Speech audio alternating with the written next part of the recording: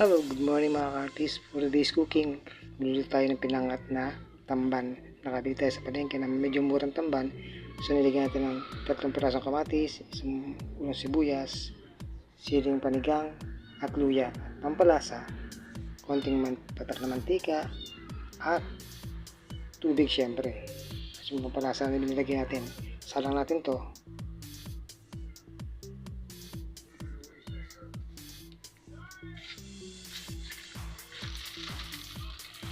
So ayan natin kumulo. Pag kumulo na to, tapos naging maputi na yung mata ng isda, sabihin luto na yun. Start tayo sa ating induction cooker.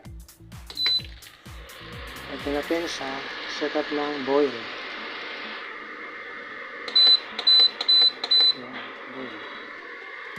Yes. Over natin. Nakumulo lang. Natin sa boil. So boil natin, pwede natin sa hotpot na para pwede na pagluluto niya. Yan. Kumukulo na yung ating pinangat sa kamatis na tamban. Ito natin dito ng husto. Yung kamatis lalambot, yun na, ito na yan ating pinangat na tamban. So ayan mga ka-artist, luto na ating pinangat na tamban. Maraming salamat. Thank you for watching.